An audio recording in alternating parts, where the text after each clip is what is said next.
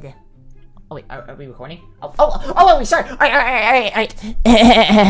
Yeah, what's up, guys? Goten! And today we're gonna be doing another video. Hey, the microphone, let me go. Get out of my room right now. I need to borrow your channel for a second. Why do you always have to hijack my channel? Why can't you just upload on your channel? I do not have a channel, and plus all this equipment's mine anyway, so I deserve the right to, use it once at the end. But that's so unfair. Get out of my room! So rude. Okay. Yo, what's up, City Squad? It's me, Jules AF. I apologize for Goten over there. He is a byproduct of my multiple personality disorder. He's a voice in my head that I implement via voice. It's a serious problem. This is a call for help. No! Today we're gonna be reviewing Dragon Ball Super Broly! Wait, is that the title? No. Wrath of Broly or the Legendary Super... okay. Yeah, guys, welcome to my review of the new Dragon Ball Super Broly movie. I just came back from the theater after watching it. Probably one of the most anticipated movies of 2018 for me. I love Broly. He is by far one of my favorite characters. The first Broly movie was a guilty pleasure of mine. Not sure if I am willing to admit that out loud, but I really liked the first one. I love the second one. We know that third one never happened, man. This is the third one, you know? This is not the third one, okay. Yeah, so this is gonna be my review of Dragon Ball Super Broly. I just watched it in the theaters, watched it with my friends. So, what did I think of the movie? I think it was great. Just to tell you straight up, I thought the movie was cool. There's a lot of things in this movie that I really liked. Especially, I loved what they did with Broly's character in this movie. We're gonna get all depth to that later. Just the basic premise of it is, you guys already know the story. This is the Dragon Ball channel. You guys wouldn't be clicking on this review if you didn't know the story. The story is, Broly this is a reboot of the Broly character from the original anime, and, like, Akira Toriyama is redoing him to sell more toys, for more money, yeah, entertainment. It's totally the reason why they brought him back. That's totally the reason why they brought back Frieza back too, but I digress. Yeah, so this is the revival of Broly. They're rebooting Broly for the whole new generation with a brand new backstory, brand new everything. And also, a little bit more of an explanation about the origins of the Saiyans. Akira Toriyama took inspiration from Dragon Ball Minus and brought it towards this movie to explain the backstory between Goku, Vegeta, and Broly. The backstory between them. So, let's talk about the pros of the movie. Act 1. Now, if you guys don't know, in order to make a film, you have to have a 3-act structure. Now, what a 3-act structure is, it's basically the core thing that holds a movie's plot together. So, Act 1, Act 2, and Act 3. So, basically, Act 1's like the beginning, Act 2 is the middle, and then Act 3 is the end. So, let's go over the acts for a second, and I'm going to go over the pros. Act 1. Phenomenal. The first part of the movie is basically just explaining the origins of Broly, Goku, and Vegeta, and explaining the origins of the Saiyan race. I'm going to be honest, guys. I absolutely adore the beginning of this movie. It's fantastic stuff. It goes into so much depth about the corruption within the Saiyans, how everything changed the moment Frieza took rule over planet Vegeta. You get to see the formalities, what these characters have to go through ever since Frieza went in charge. It's just a really nice back and forth between, Bardock and King Vegeta. Also switches around to Perry, gives his perspective. It's really good. Also, non-spoiler play. I forgot to say a non-spoiler review. But, yeah, the beginning is basically just setting up everything. Act 2. I thought it was pretty cool. It's just like, basic premise. Goku, Vegeta start finding, broccoli and all that stuff, And, yeah, Act 3. We'll get to that later. Action. Oh, my gosh. Top-notch quality action right there, boy. It's fantastic stuff. The fight scenes are so well done. I think that has to do with the animation style. Because of the animation style, they're allowed to go more free range with their movement. Because they don't have to put so much detail into the characters, I think that allowed them to go more in depth into the action. Action has always been a core part of Dragon Ball, and I'm glad to see he brought it back. The problem with Dragon Ball Super for me is the action. It seemed to me as mindless, just punching and kicking. Like, the guys like, oh, I'm punching someone. Oh, I'm gonna kick you back. Nothing really smart or nice cinematography or anything like that.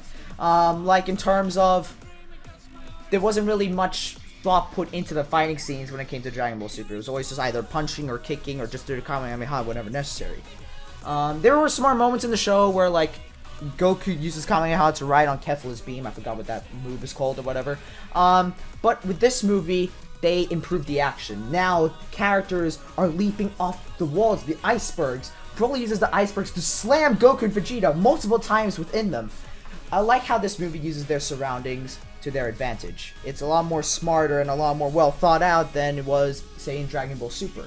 Whereas with this movie, they improved the action. There's a lot more emphasis on the action. The movie is mainly action.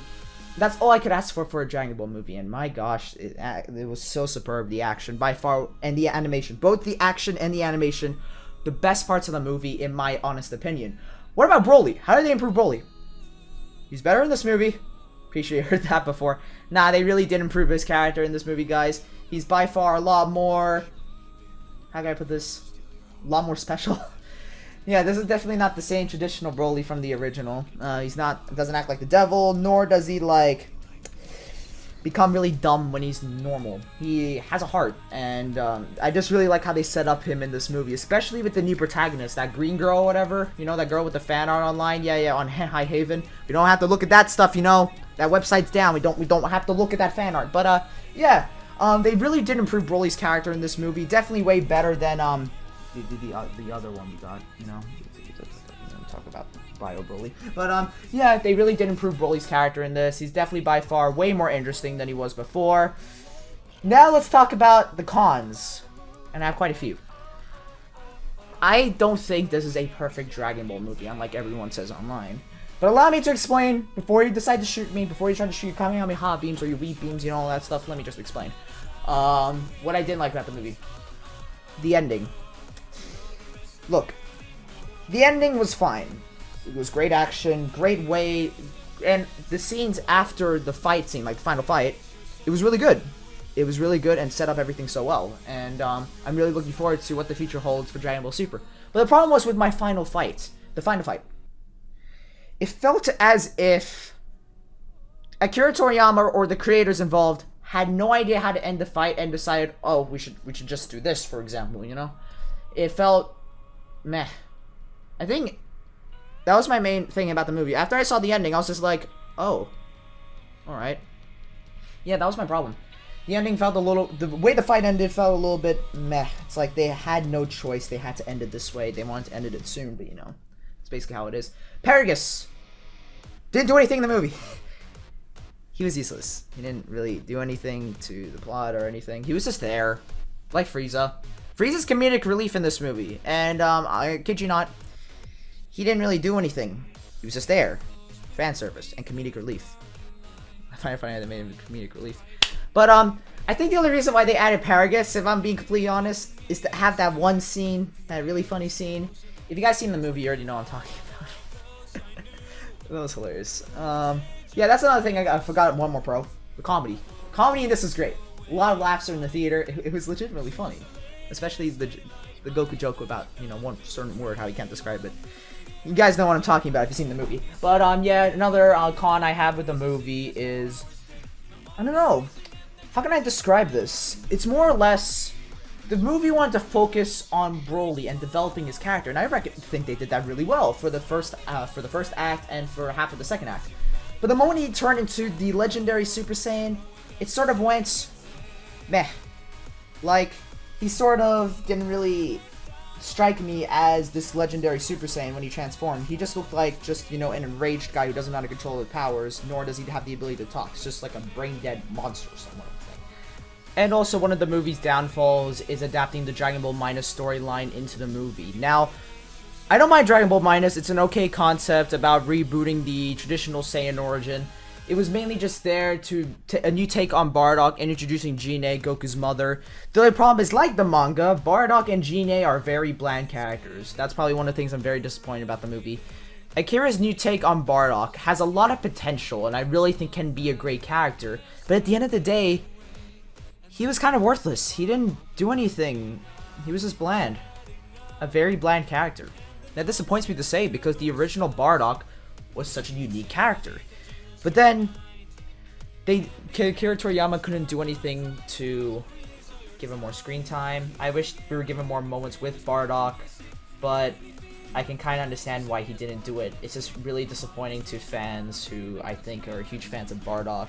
to see such a bland take on the character. That was also a problem I had. Broly's development kind of just got sliced in half. Felt like they could have ended it way better. There's a lot of things I would have done, like a lot of emotional bits, but nah, it was okay nonetheless.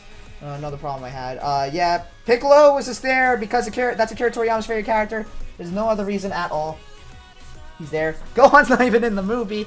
But at least Goten got some screen time. Your boy got screen time for 30 minutes. 30 seconds. Yeah, 30 seconds. But yeah, overall, what did I think of Dragon Ball Super Broly? I thought it was a very big love letter to not only Dragon Ball fans, but to fans of Broly. Akira Toriyama knew what he was doing with the plot. Well, sometimes anyway. He knew how to make us proud. There was a lot of fan service in this, but good fan service. Nothing like too out of the ordinary. The action was fantastic. The animation was superb. And Broly was interesting. Made him an interesting character. Do I think it's a perfect Dragon Ball movie? No. Do I think it's the perfect anime movie? Far from it. But it's a damn good movie. I can definitely tell you that. With its problems, still, Dragon Ball Super Broly is a movie that you definitely should watch, and I highly recommend watching it in theaters before it runs out. Thank you all so much for watching this review. This movie's 8 out of 10, by the way. Yeah, this is an 8 out of 10 movie for me. Thank you all so much for watching this review. If you did enjoy it, make sure to leave a like, comment, and subscribe. If you guys want me to do a spoiler review, leave in the comments below. And I'll see you all next time.